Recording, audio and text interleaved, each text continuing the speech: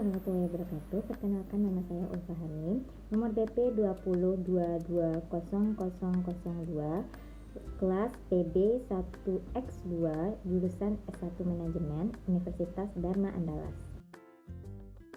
Baiklah, di video kali ini saya akan menjelaskan beberapa materi. Yang pertama, mengelola SDM. Kedua, pemasaran. Ketiga, sistem informasi dan manajemen. Keempat, manajemen produksi. Kelima, fungsi akuntansi dan analisis keuangan. Baiklah, saya akan menjelaskan tentang mengelola SDM. Apa itu manajemen SDM? Manajemen SDM adalah proses serta upaya untuk merekrut, mengembangkan, memotivasi, serta mengevaluasi keseluruhan sumber daya manusia yang diperlukan perusahaan dalam pencapaian tujuan. SDM dalam struktur organisasi, di atasnya itu ada direktur utama. Di bawah direktur utama itu ada 4 bagian manajer. Yang pertama, manajer bagian produksi. Kedua, manajer bagian pemasaran. Ketiga, manajer bagian SDM. Keempat, manajer bagian administrasi dan keuangan. Di bagian manajer SDM itu ada divisi-divisi, yaitu pertama divisi perekrutan dan perencanaan, kedua divisi kompensasi dan kesejahteraan tenaga kerja, ketiga divisi hukum dan serikat tenaga kerja, keempat divisi pendidikan dan pelatihan. Proses manajemen SDM: pertama, perencanaan SDM, kedua, penyediaan SDM, ketiga, pengembangan SDM, keempat, pemeliharaan SDM, kelima, mengoptimalkan SDM. Selanjutnya, materi pemasaran. Sejarah pemasaran. Pertama, overview of marketing, making of sale, telling and selling. Pemasaran yang dilakukan perusahaan untuk memperoleh produknya dengan melakukan tinjauan pasar langsung di mana pasar yang dapat menampung produknya. Kedua, new view marketing. Pada zaman modern ini, perusahaan tidak perlu lagi terjun langsung ke lokasi pasar tersebut karena telah banyaknya fasilitas-fasilitas teknologi yang memudahkan manajer mengenalkan produknya secara luas dengan efektif dan efisien. Perbedaan pemasar dan penjual. Yang pertama, kita akan membahas dulu tentang penjual. Penjual targetnya itu produk atau jasa, berfokus ke menjual produk, jangka waktunya yaitu pendek.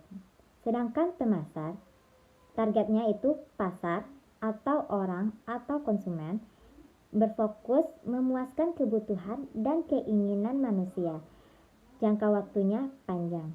Komponen-komponen pemasaran. Pertama, ada produk, yaitu segala bentuk hasil usaha yang ditawarkan ke pasar untuk digunakan atau dikonsumsi sehingga bisa memenuhi kebutuhan dan keinginan masyarakat. Yang kedua, adanya harga atau price. Harga yang dimaksud adalah sejumlah uang yang dibayar oleh user atau klien untuk mendapatkan produk yang Anda tawarkan. Ketiga, adanya tempat atau place, yaitu berfokus pada tempat dan lokasi di mana perusahaan tersebut berdiri. Yang keempat, adanya promosi. Promosi adalah strategi marketing mix yang berfokuskan kepada promosi bisnis seperti bagaimana cara Anda menawarkan produk ke media apa yang digunakan dan sebagainya. 5. Orang atau people, yaitu faktor sumber daya manusia yang sangat menentukan maju atau tidaknya sebuah perusahaan.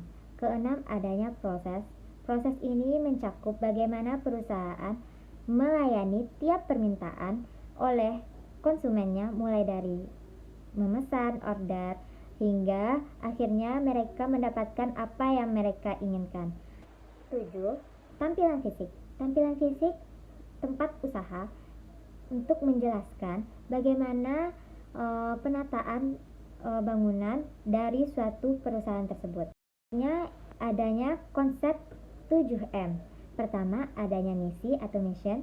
Kedua, adanya target pasar atau market target. Ketiga, adanya pesan atau message. Keempat, adanya saluran komunikasi atau media. Kelima, adanya anggaran atau money. Keempat, adanya bauran promosi atau mix. Ketujuh, ada pengukuran efektivitas promosi atau measurement. Selanjutnya, memproduksi barang dan jasa. Produksi dan operasi.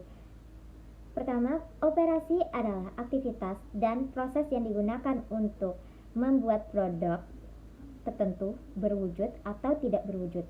Kedua, produksi adalah aktivitas dan proses yang digunakan untuk membuat produk berwujud, proses penciptaan barang dan jasa, proses dan metode yang dipakai untuk melakukan transformasi dari input yang berwujud atau bahan baku barang setengah jadi dari komponen tersebut, dan input tidak berwujud seperti ide informasi menjadi barang dan jasa. Proses produksi atau operasi. Pertama, adanya input. Input adanya material, manusia, energi, modal, dan informasi. Selanjutnya adanya proses operasi transformasi nilai tambah. Selanjutnya ada output barang dan jasa. Tipe-tipe produksi. Pertama, adanya proses ekstraktif. Proses pengambilan bahan produksi dari alam untuk dipasarkan. Contohnya, pertanian, pertambangan, perkebunan, dan kehutanan. Kedua, proses analisis. Proses yang mengolah bahan mentah menjadi 2 atau lebih barang jadi. Contohnya, pertambangan minyak bumi mengelola minyak mentah menjadi beberapa jenis produk seperti oli, bensin, parafin. Proses sintesis mengelola beberapa bahan mentah menjadi suatu produk. Contohnya, tepung bumbu diproduksi dari campuran bumbu. Proses pengubahan. Proses bahan baku diproduksi hanya dirubah bentuknya saja.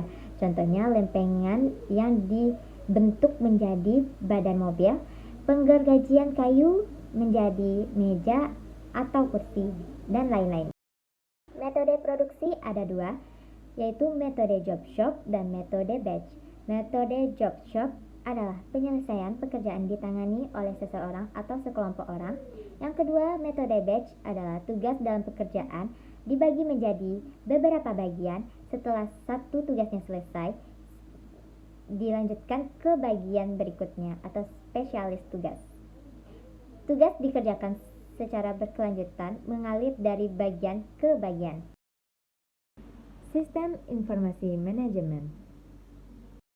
Data dan informasi.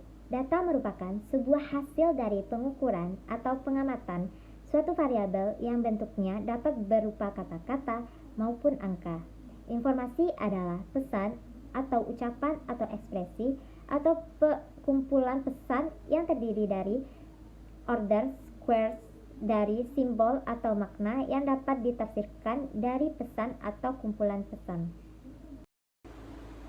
Kualitas dari suatu informasi. Pertama, akurat. Informasi harus bebas dari kesalahan-kesalahan dan tidak bisa atau tidak menyesatkan. Kedua, tepat pada waktunya. Informasi yang datang pada penerima tidak boleh terlambat, karena informasi yang sudah usang tidak mempunyai nilai lagi. Yang ketiga, relevan. Informasi harus mempunyai manfaat bagi pemakainya. Selanjutnya, klasifikasi modal terbagi atas 2 bagian, yaitu modal jangka pendek dan jangka panjang. Modal jangka pendek adanya utang dagang, piutang dagang, persediaan bahan baku, persediaan dalam proses, persediaan barang jadi, modal kerja. Modal jangka panjang yaitu pinjaman jangka panjang, modal sendiri, saham biasa, saham preference. Selanjutnya, apa itu saham? Saham adalah sebuah bukti kepemilikan nilai sebuah perusahaan atau suatu dokumen berharga yang mampu menampilkan bagian kepemilikan dari suatu perusahaan. Adapun klasifikasi saham terbagi atas 2 bagian, yaitu saham biasa dan saham preference. Obligasi adalah surat berharga atau sertifikat yang berisi perjanjian antara perusahaan emiten sebagai peminjam dana dengan investor sebagai pemberi dana secara rutin, serta melunasi pokok pinjaman saat jatuh tempo, dan obligasi itu bersumber dari pemerintah, bisa dari perusahaan daerah, dan perusahaan itu sendiri. Selanjutnya yaitu fungsi akuntansi dan analisis keuangan. Fungsi akuntansi sebagai penunjang dari manajemen dalam pencatatan transaksi, perusahaan, harta, dan kekayaan. Hasil dari akuntansi adalah laporan keuangan. Guna laporan keuangan tersebut untuk mengambil keputusan pertanggungjawaban perusahaan kepada pemilik. Salah satu kewajiban jika go public. Kategori akuntansi. Pertama, akuntan publik. Kedua, akuntan perusahaan. Ketiga, akuntan pemerintahan. Keempat, akuntan pendidik.